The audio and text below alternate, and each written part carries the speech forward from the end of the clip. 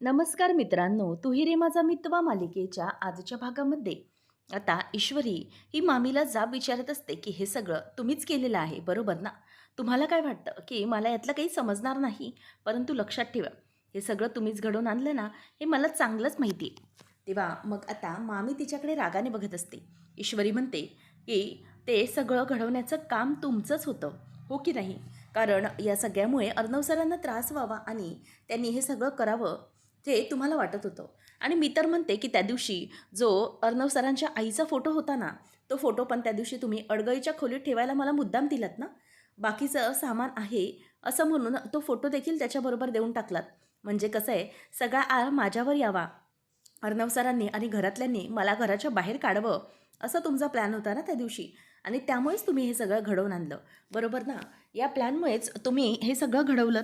तेव्हा हे सगळं तुम्हीच केलं आहे असं म्हणायलाही हरकत नाही असं वाटतं मला. म्हणजे मला घराबाहेर काढण्यासाठी तुम्ही काय काय करताय ना, हे सगळं माझ्या आता लक्षात आलं आहे, समजलं? त्यामुळे मामी, तुम्ही आता काही करण्याचा डाव आखलात ना, तरीही तो मी यशस्वी होऊ देणार नाही, समजलं? तेव्हा मग मामी म्हणते की अच्छा, म्हणजे तुला समजलं तर की मी काय करणार होते ते. परंतु हे बघ, एक लक्षात ठेव, तू जरीही काही करण्याचा प्रयत्न केलास ना, तरीही हे सगळं जे काही करतेस ना, ते अजिबातच मी खपवून घेणार नाही. तुला या घरात ठेवणारच नाही अर्णव, बघ तू. आणि तू इतके जे म्हणतेस ना, की या घरातली तू सून आहेस, मग अर्णव तुझ्यावरती का चिडतो हे लक्षात घे. आणि तू जे हलव्याचे दागिने बनवले होतेस ना, ते अर्णवने तुझ्यासाठी नाही घातले होते, तर ते अंजलीने फोर्स केलं होतं ना, म्हणून घातले होते, समजलं? खरं तर अर्णव तुझ्या त्या हलव्याच्या दागिन्यांकडे बघायला पण तयार नव्हता. त्याने अगोदरच सांगितलेलं तुला की हे दागिने मी घालणार नाही. परंतु ही सगळी बेट लागली ना, आणि अंजली आणि तू सगळं ठरवलंत आणि केलंत, म्हणूनच तर अर्णव तयार झाला होता. नाहीतर तो सध्या तुझं ऐकतही नाही. आणि बघितलंस ना, त्या दिवशी तुला कसं उपाशी ठेवलं होतं त्याने. अगं, त्याचं प्रेमच नाही आहे तुझ्यावर, आणि म्हणून हे सगळं कळते. बळजबरीच्या सुनबाई जसं म्हणतेस, तशी बळजबरीची बायको असल्यासारखी झाली आहेस तू अर्णवला. तेव्हा मग त्याचं काही प्रेमबिम नाही आहे तुझ्यावर, आणि ते आता सिद्ध करावं लागेल तुला. त्यावेळेला ईश्वरी आता तिला म्हणत असते की ओके, तुम्हाला वाटत असेल ना की नसेल माझ्यावर अर्णव सरांचं प्रेम, पण ते तसं नाही आहे. अर्णव सरांचं माझ्यावर खूप प्रेम आहे आणि माझी खूप काळजी आहे त्यांना. आणि त्यामुळे तुम्हाला आमच्यामध्ये काही पडण्याची जरूरतच नाही आहे. जे काही आहे ना, ते सगळं व्यवस्थित चालू आहे आमचं. तुम्ही फक्त ना तुमची काळजी घ्या. काहीही चुकणार नाही हे बघा. नाहीतर बघा, मी काय करू शकते ते. आणि बळजबरीच्या मामे सासूबाई, एक गोष्ट लक्षात ठेवा, मी तर बळजबरीची सुनबाई अजिबात नाही आहे. आणि हे घर माझं आहे आणि या घरावर माझा हक्क आहे. त्याचप्रमाणे अर्णव सरांचंही माझ्यावर प्रेम आहे. हे एक दिवस होईलच सिद्ध, करेन ते मी सिद्ध, असं मामीला ती बोलून दाखवते. तेव्हा मग ती म्हणते की हो, मग कर ना सिद्ध. हे कुठे सिद्ध होते अजून की अर्णवचं तुझ्यावर प्रेम आहे? तेव्हा मग मामीला ती म्हणते की अर्णव सरांनी जे काही दागिने घातले ना, ते माझ्या प्रेमापोटी घातले, आणि हेच माझ्यासाठी त्यांचं असलेलं प्रेम आहे, समजलं? तेव्हा मग मामी तोंड बाजूला वाकडं करू लागते. ईश्वरी तिचं बोट धरते आणि म्हणते की लक्षात ठेवा मामी सासूबाई, मी जे काही बोलते ना, ते पुन्हा करण्याची चूक करू नका. लक्षात ठेवा, नाहीतर बहुत पुरा होगा. आज बघितलं ना काय झालं ते. असं ईश्वरी आता मामीला चांगलाच दम देते आणि तिथून निघून जाते. अर्णव आता फोनवर इकडे तिकडे बोलत फिरत असतो. त्यावेळेला ईश्वरीच्या मनात खूपच आनंद असतो, कारण की अर्णवने ते हलव्याचे दागिने घातलेले असतात. नंतर ईश्वरी म्हणते की हे सर, हे बघा ना, तुम्ही हे जे काही दागिने घातले होते आज, ते हलव्याचे, त्यामध्ये किती बढिया दिसताय तुम्ही. आणि बघा ना, किती सुंदर. म्हणजे ना, मी कधी इमॅजिनच केलं नव्हतं की हलव्याचे दागिने घातलेला पुरुष देखील इतका मस्त भाणेदार दिसू शकतो. खरंच खूप मस्त. एखाद्या हिरोसारखे, एखाद्या राजासारखे दिसताय तुम्ही. बहुत बढिया. मला तर इतकी छान वाटते ना, म्हणजे आपण दोघांनी एकत्र हे हलव्याचे दागिने घातले ना, तर किती छान वाटेल. त्यावर ती म्हणते की आणि सर, थँक्यू, तुम्ही आज ते हलव्याचे दागिने घातले माझ्यासाठी. तेव्हा अर्णव हा ईश्वरीला म्हणतो की एक मिनिट, हे असं सगळं काही नाही आहे. कळलं, तू मला दागिने घालायला सांगितले होतेस, पण मी ते दागिने ताईसाठी घातले, कारण की ताईने मला फोर्स केला होता, आणि म्हणूनच मी ते हलव्याचे दागिने घातले होते. ओके, मी तुझ्यासाठी काही केलेलं नव्हतं. तेव्हा मग ईश्वरी म्हणते की अर्णव सर, पण तुमच्या लक्षात आहे ना की तुम्ही मला बोलला होतात की हे हलव्याचे दागिने मी घालणार नाही, पण तुम्ही का आज घातले ते. कसे घातलेत तसंच सगळ्या काही गोष्टी हळूहळू होतील. तेव्हा अर्णव म्हणतो की ओके, म्हणजे हा सगळा तुझा प्लॅन होता तर. तू आणि ताई दोघींनी मिळून हा प्लॅन केला होता. म्हणजे तू मुद्दाम ताईला पण आता खोटं बोलून फसवलं होतंस की काय? माझ्या बिचाऱ्या इनोसंट ताईला देखील तू स्वतः फसवलंस? तेव्हा ती म्हणते की नाही, फसवलं वगैरे काहीही नाही. काय ना अर्णव सर, तुम्ही ते दागिने घालायला हवे होतात आणि त्यासाठीच आमची ती धडपड सुरू होती. पण फायनली आम्ही दोघीही जिंकलो ना. तुम्ही ते हलव्याचे दागिने घातले आणि त्यामुळे आम्ही दोघीही आता जिंकलो, असं ईश्वरी आता बोलून दाखवत असते. त्यानंतर ती म्हणत असते की एक गोष्ट लक्षात ठेवा अर्णव सर, किती काही झालं ना तरीही मी जे काही ठरवलं ना ते पूर्ण झालं याचा आनंद मला जास्त होतोय. तुम्ही ताईसाठी का होईना परंतु ते दागिने घातले आणि ते काही झालं तरी मी बनवलेले दागिने होते. त्यामुळे मला कितीही तुम्हाला किती इच्छा नसली ना तरी मला ती इच्छा होती की तुम्ही ते दागिने घालावे आणि तुम्ही ते घातले. असं आता ती त्याला बोलून दाखवत असते आणि अर्णव हा रागाने बाजूला जात असतो. ईश्वरी म्हणते की सर, असं रागावून काही होणार नसतं. पण तो तिथून निघून जातो. ईश्वरी मनातच विचार करते की आता नक्कीच उद्या संक्रांत आहे. अर्णव सरांचा राग काढण्यासाठी काहीतरी केलंच पाहिजे. तिच्या मनात आता तेच विचार सुरू असतात. अर्णव सरांनी हलव्याचे दागिने घातले. हळूहळू आता अर्णव सरांचा राग पण निवळला जाईल. ती खूप खुश असते आणि ते अर्णवचे सारखे सारखे हलव्याचे दागिन्यांमधले फोटो ती बघत असते आणि तिला खूप आनंद होत असतो. नंतर मग आता सुप्रिया ही म्हणत असते की हे बघा, अशोक सातभाईंची जी बायको आहे निलिमा, त्याने हे सगळे नंबर पाठवलेत. आता या सगळ्या नंबर्सवरती आपल्याला कॉन्टॅक्ट करायला हवा आणि मग एक एक नंबरवरून आपल्याला काही जानकारी मिळते का ते सगळं बघायला हवं आपल्याला, असं ईश्वरीची आई बाबांना सांगत असते. आणि यातून काहीतरी मिळालं तर खरंच खूप बरं होईल असे त्या दोघांनाही आशा असते. आणि ती म्हणते की हे 1-2 नंबर लावले तर ते लागत नाही आहेत. मग आता काय करायचं मला कळत नाही आहे. त्याबरोबर आता जे जे फोन लावून झालेले असते त्यांना ती टिक करून ठेवते आणि बाकीचे जे करायचे असतात त्यांना ती राऊंड गोल करून ठेवत असते. मग त्यावेळेला बाबा म्हणतात, म्हणजेच बाबा खानाखुणा करून सांगतात की आपण या फोनला नंबर्स म्हणजे या नंबर्सला फोन लावूया. तेवढ्यातच येऊ का घरात असा आवाज देत अंजली येते. तेव्हा अंजली आल्याबरोबर सुप्रिया म्हणते की अहो अंजली ताई, तुम्ही इथे म्हणजे अगोदर कळवायचं होतं ना, म्हणजे मी आले असते तिकडे. तेव्हा लगेचच अंजली म्हणते की नाही अहो, कारणच तसं होतं आणि म्हणूनच इथे यावं लागले. काही प्रॉब्लेम तर नाही ना मी अशी आले न सांगता. तेव्हा सुप्रिया म्हणते की अहो असं काय करताय, मस्करी करताय का तुम्ही? हो, तुमचंच घर आहे, कधी येऊ शकता, कधी जाऊ शकता, काहीच प्रॉब्लेम नाही आहे. तेव्हा मग अंजलीला ती विचारते की तुमची तब्येत कशी आहे, ठीक आहे ना सगळं? अंजली म्हणते की हो, माझीही तब्येत ठीक आहे. आणि काका तुम्ही कसे आहात? तेव्हा काकाही असे खुणावतात. तेव्हा मग अंजली म्हणते की एका विशिष्ट कारणासाठी मी इथे आलेली आहे. त्यावेळेला मग ती म्हणते की काय काय कारण काय झालं? तेव्हा अंजली म्हणते की उद्या ना संक्रांत आहे आणि त्यासाठी हळदी कुंकूसाठी आमंत्रण करायला आले होते मी. त्यावेळेला सुप्रिया म्हणते की उद्या तुमच्या इथे यायचं आहे, पण इथे पण संक्रांत असते. तेव्हा मग ती म्हणते की हरकत नाही, संध्याकाळीसाठी का होईना थोड्या वेळासाठी तरी वेळ काढून हळदी कुंकूसाठी या ना, खरंच खूप बरं वाटेल. आजीने घातले आमंत्रण हे. तेव्हा मग सुप्रिया म्हणते की हो, खरंच आमंत्रण नक्की आहे, पण ना मला यायला जमणार नाही आहे. तेव्हा अंजली म्हणते की का काय झालं, काही प्रॉब्लेम आहे का? तेव्हा ती म्हणते की हो, ॲक्च्युली काय आहे ना, यांना ना हॉस्पिटलमध्ये घेऊन जायचे, उद्याची अपॉइंटमेंट मिळाली आणि त्यासाठीच मला जरा येता येणार नव्हतं, म्हणून बाकी काही नाही. मग त्यावर अंजली म्हणते की ठीक आहे, काकांची तब्येतही रिकवर होणं तितकंच महत्त्वाचं आहे. एक काम करा, मग निदान तुम्ही नम्रताला तरी पाठवा. तेव्हा सुप्रिया म्हणते की हो, हरकत नाही, नमूला पाठवू, म्हणजे नमू येईल तुमच्या इथे, काहीच प्रॉब्लेम नाही.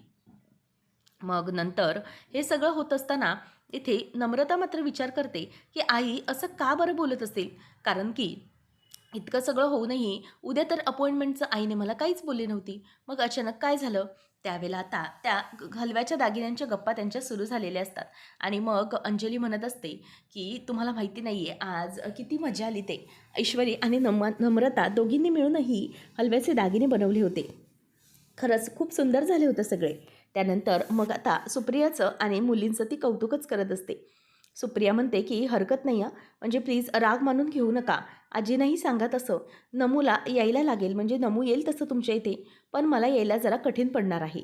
त्यावेळेला अंजली म्हणते की हो, काहीच हरकत नाही. आणि मग ती त्यांचा निरोप घेऊन तिथून निघत असते. त्यावेळेला आकाशही आता त्यांचा निरोप घेतो आणि नमू म्हणते की आई आलेच यांना मी सोडून बाहेरपर्यंत. मग नमू आता बाहेरपर्यंत येते. तेव्हा आता अंजली देखील बाहेर आलेली असते. त्याचबरोबर इथे आकाश देखील त्यांच्याबरोबर असतो. मग त्यानंतर नम्रताला अंजली म्हणत असते की लवकरात लवकर ये बरं तू आणि काळजी करू नकोस, आम्ही लवकर जातो, तू उद्या ये तिकडे हळदी कुंकूसाठी आणि आपल्या प्रोग्रामसाठी. मग नमू म्हणते की बरं ठीक आहे चालेल. आता इथे आकाशला हे देखील नम्रता आवडते हे अंजलीला हळूहळू माहीत पडलेलं असतं. ते दोघंजणही निघून जातात. नंतर मग इथे नम्रता विचार करत असते की आईला झालंय तरी काय? म्हणजे आई असं याच लोकांच्या बाबतीत असं का वागते? म्हणजे असं तर ती पहिले करायची नाही. हळदी कुंकूला आई आजपर्यंत कधी नाही बोललेली नाही. मग आज आज काय झालं असेल आईला जे ती असं वागली? तिला जरा विचित्रच प्रकार डोक्यामध्ये फिरत असतात. तर सगळेजण इथे नाश्त्यासाठी बसलेले असताना तिथे राकेश येतो आणि लाडू वळत असते ईश्वरी. त्यावेळेला म्हणतो की अरे वा ईश्वरीजी, लाडू वळण्याचं काम सुरू आहे वाटतं. बघूया ईश्वरीजींचे लाडू कसे झालेत ते. तेवढ्यातच आता राकेश तिथे उभा असताना अर्णव येतो आणि त्याला रागानेच विचारतो की काय चाललंय? त्यावेळेला मग राकेश म्हणतो की काही नाही, ईश्वरीजी लाडू वळत आहेत. म्हणजे तुमची पहिली संक्रांत आहे ना, तर त्यांचं लाडू वळण सुरू आहे. ते सगळे बघत आहोत आम्ही. त्यानंतर मग आता आकाशने पण खूप पतंग आणलेले असतात. तो म्हणतो की हे बघा वहिनीसाहेब, हे पतंग आहेत, आपल्याला उडवायचे आहेत. तेव्हा मग ती चकित होऊन बघतच बसते. त्याबरोबर मामा म्हणतो की हो ईश्वरी, अगं बाकी ठिकाणी मकर संक्रांतीच्या दिवशी पतंग उडवतात ना, पण आपल्या इथे मात्र संक्रांतीच्या दुसऱ्या दिवशी पतंग उडवलं जातं. त्याचं काय आहे ना, की पतंग उडवण्याच्या दिवशी म्हणजे संक्रांतीच्या दिवशी सगळेजण पूजा अर्चा यामध्ये बिझी असतात.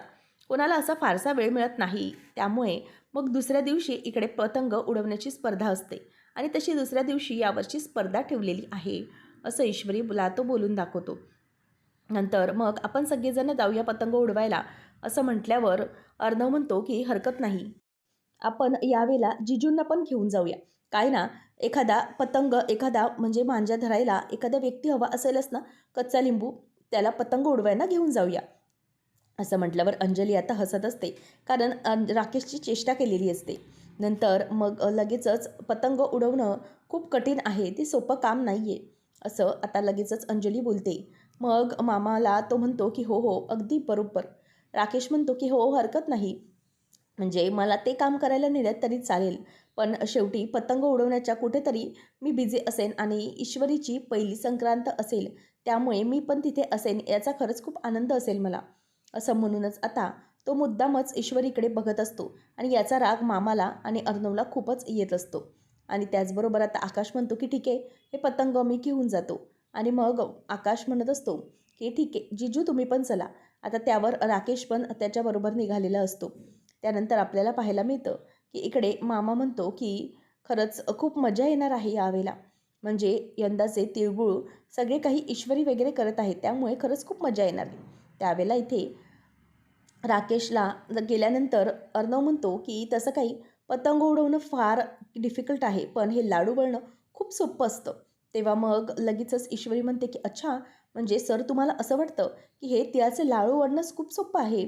नाही हं सर, अजिबात नाही. हराल पैज. तुम्हाला आठवतंय ना की पुरणपोळीच्या वेळेला काय झालेलं ते? तेव्हा सांगितलं होतं की पुरणपोळी बनवणं खूप सोपं असतं, परंतु त्यावेळेला काय मजा केलेली हे आठवतंय ना तुम्हाला? तेव्हा अर्णवला ते सगळं आठवतं की ईश्वरी जेव्हा लग्नाच्या अगोदर तिथे कामाला होती, त्यावेळेला काय झालं होतं. म्हणजे अर्णवने तिला बेट लावली होती, परंतु तरीही अर्णव जिंकला नव्हता. ते पुरणपोळीची बेट आणि त्यामध्ये अर्णवच्या त्या लाटा फुटणाऱ्या पोळ्या, यामुळे आता ईश्वरीला म्हणजे सगळं हसायला येत होतं आणि अर्णवला ते पुरणपोळ्या व्यवस्थित अशा लाटताच येत नव्हत्या. हे सगळं आता त्यांना आठवत असतं. ईश्वरी म्हणते की काय आठवलं ना सगळं? तसंच असतं. हे लाडू वळणं पण इतकं काही सोपं काम नाही आहे, हे पण कठीणच काम आहे. त्यावेळेला मग आता हे सगळं अंजली पाहून हसत असते आणि म्हणते की खरंच ईश्वरी, तू म्हणजे ग्रेटच आहेस. त्यावेळेला मग अंजली म्हणते की आता बघूया आपण चिंटूला येतात का लाडू व्हायला. चिंटू बघ रे, तुला येत आहेत का लाडू व्हायला? तू म्हणतोयस ना की खूप सोपं काम आहे, बघूया ये, तू वळतोयस का? त्याबरोबर तो आता लाडू वळायला घेतो आणि मामा म्हणत असतो की अरे हे काय चाललंय? हे लाडू वळतोयस की लाडू फोडतोयस तू? हे काय चाललंय काय? त्यावेळेला आता अर्णव हा ते बघतच असतो आणि म्हणतो की मामा, आय एम ट्राईंग, मी प्रयत्न करतो हे सगळं करण्याचा. ईश्वरी म्हणते की नाही अर्णव सर, हे लाडू असे हार्श वळले जाणार नाहीत. यांना अलगद प्रेमाने हाताळावं लागतं. तेव्हा ईश्वरी अर्णवचे हात बघत असते. तो कसे लाडू वळतोय याच्याकडे तिचं लक्ष असतं. ईश्वरी म्हणते की हरकत नाही सर, तुम्हाला लाडू वळण्याची इच्छाच आहे ना, मी तुम्हाला दाखवते की कसे हे लाडू वळायचे असतात. त्यावेळेला आता अर्णव हा ते लाडू वळत असतो आणि नंतर मग ईश्वरी मात्र त्याच्याकडे बघत असते. तेव्हा आता मामा तिथून निघतो आणि अंजली पण तिथून जरा बाजूला जाते, कारण त्यांना संक्रांतीची तयारी करायची असते. त्यावेळेला अर्णव हा स्वतःचे हात बघतो, तर त्याचे हात सगळे असे तिळाने वगैरे माखलेले असतात आणि सगळीकडे गुळही लागलेलं असतं. एवढ्यातच आता अंजलीला एक कॉल येतो, म्हणून ती बाजूला जाते आणि ईश्वरी म्हणते की सर, अहो तिळाचे हे लाडू असतात ना, हे दिसायला जरी सोपे दिसले पण वळायला तितकेच अवघड असतात बरं का. हे लाडू असतात ना, ह्यातलं हे जे मिश्रण आहे ना, ते असं प्रेमाने अलगद हातावर घ्यायचं असतं आणि मग त्याचा हळूहळू एकजीव गोळा करायचा असतो. तुम्हाला सांगते, तीळ आणि गूळ हे दोघंजणही एकत्रच आहेत. कधीच एकमेकांपासून वेगळे व्हायचे नाही आहेत ते, आणि अशी फिलिंग मनामध्ये ठेवूनच हे लाडू वळावे लागतात आणि त्याशिवाय या लाडवाला एक वेगळी मजा येत नाही. हे दोघंजणही एकमेकांसोबत असले ना, तर आणि तरच हे लाडू वळता येतात. या दोघांचा एकमेकांशी संगम व्हावा लागतो, तिळाचा आणि गुळाचा. त्यानंतरच हा जो गुळाचा लाडू आहे तो अगदी परफेक्ट तयार होतो. आणि त्यामुळे तुम्ही हे जे काही करताय ना, ते चुकीचं आहे. मी तुम्हाला दाखवते. हा हात आहे ना, हा असा ठेवा आणि त्यामध्ये हे जे मिश्रण आहे तिळाचं आणि गुळाचं ते घ्या. असं म्हटल्यावर अर्णव आता ते मिश्रण घेतो आणि त्यानंतर ईश्वरी म्हणते की तुमचा हात द्या, मी करते. त्यावेळेला मग आता ईश्वरी अर्णवचा हात धरते आणि त्याच्या हाताला जे सगळं काही मिश्रण लागलेलं असतं ते ती एकत्र करते आणि त्याच्याकडे प्रेमाने सगळी बघत असते आणि म्हणते की सर, आता तुम्हाला कळेल की हा लाडू कसा वळायचा असतो ते. इथे बघा, मी हा लाडू एका हाताने कसा प्रेमाने तुम्हाला वळून दाखवते. तुम्ही फक्त हे तीळ पकडून राहा. तेव्हा मग ईश्वरी अर्णवचा हात धरून असते. खरं तर अर्णवला ईश्वरी जे काही बोलते त्याचा खूपच राग येत असतो, कारण अजूनही त्याच्या मनातलं राग गेलेला नसतो. नंतर मग ईश्वरी म्हणते की अर्णव सर, तुम्हाला कळतंय हा लाडू कसा वळायचा असतो ते.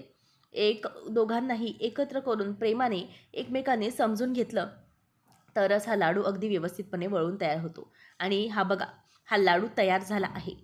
त्यामुळे हा तिळाचा लाडू कसा परफेक्ट तयार झाला, कारण आपण प्रेमाने त्याला समजून घेतलं, त्याला एकजीव केलं. आणि जोपर्यंत दोन गोष्टी एकत्र येत नाहीत ना, तोपर्यंत अशी सुंदर गोष्ट बनतच नाही. असं म्हणून आता ईश्वरी म्हणते की बघितलं सर. तेव्हा अर्णव हा तो तिळाचा लाडू बघतच राहतो. ईश्वरी म्हणते की अर्णव सर, आपलंही तसंच आहे. आपण दोघं जर एकत्र असलो ना, तर दोघं मिळून काहीतरी सुंदर असं तयार करू शकतो. आपण दोघं एकत्र असल्यावरतीच हे सगळं जग सुंदर असतं, असं ईश्वरी त्याला बोलून दाखवते. आणि त्याच्या हातातला हा तिळाचा लाडू घेते आणि म्हणते की बघितलं, आपण दोघांनी मिळून किती सुंदर तयार केलं. जे एकाने होणार नाही आहे ते आपण दोघं करायचं आहे सर. किती काही झालं तरीही आपल्या दोघांशिवाय सगळं काही अपूर्णच आहे. जसं हा तिळाचा लाडू, जसं आता ईश्वरी अर्णवला हे सगळं समजावून दाखवते. त्याला मनातलं सगळं काही पटतं, परंतु वळत नसतं. मग ती म्हणते की सर, तुमच्या मनातला हा राग आता बाजूला ठेवा. समजून घेण्याची जरूरत आहे. अर्णव गेल्यावर ईश्वरी तो लाडू हातात घेते. अंजली लांबूनच फोनवर बोलत असते. तेव्हा अंजली तिला म्हणते की ताई, हा अर्णव सरांनी बनवला लाडू. तेव्हा अंजली पण खुश होते आणि ती फोनवर बोलत असते. त्यानंतर पुढच्या भागामध्ये आता ह्याने म्हणजेच राकेशने रेवडी आणलेली असते. ते पाहून अंजली खुश होते आणि म्हणते की अरे वा, रेवडी माझ्यासाठी आणली तुम्ही आणि मला खूप आवडते, असं म्हणून ती आता खायला चाललेली असते. त्यावेळेला राकेश तिच्याकडे धावून जातो आणि म्हणतो की एक मिनिट अंजली, अगं ती रेवडी खाऊ नकोस, आणि तिच्या हातातून तो खिचून घेतो. तेव्हा अंजली म्हणते की अहो, असं काय केलं तुम्ही, म्हणजे मी रेवडीच तर खात होते ना, अशी खिचून घेतलात, जणू काय याच्यामध्ये विष आहे. तेव्हा राकेश हा तिला म्हणतो की हो, याच्यामध्ये विषच आहे. मग तिला धक्का बसतो. नंतर आता राकेश, ईश्वरी ही गप्प बसलेली असते. दुसरी साडी दिसून येते. त्यावेळेला अर्णव तिला म्हणतो की हे घे साडी, आणि ही साडी तू आजीच्या खातर नेसायची आहेस, कारण आजीची तशी इच्छा आहे. म्हणूनच अर्णव आता ईश्वरीला ती साडी देतो आणि तिला संक्रांतीसाठी नेसायला सांगतो. नंतर मग आता अर्णव हा सगळी तयारी करून खाली बसलेला असतो. तेवढ्यातच समोरून सजून धजून ईश्वरी खाली आलेली असते आणि संक्रांतीचे सगळे दागिने, हलव्याचे आणि साडी तिने नेसलेली असते आणि त्यामुळे ती खूपच सुंदर अशी दिसत असते. तर राकेशच्या हातामध्ये रेवडी असते आणि तो म्हणतो की ही आता भांग घातलेली रेवडी ईश्वरीला दिली की ईश्वरी ही पूर्णपणे जिंकणार आहे आणि ईश्वरीचा स्वतःवरती कंट्रोलच राहणार नाही आणि अशी भांग घातलेली रबडी खाल्ल्यानंतर माझी ईश्वरीचा कंट्रोल कसा जातो हे मला बघायचं आहे. आता नेमकं पुढे काय घडणार पाहणं इंटरेस्टिंग ठरेल. अशाच अपडेटसाठी चॅनलला सबस्क्राईब करा. धन्यवाद.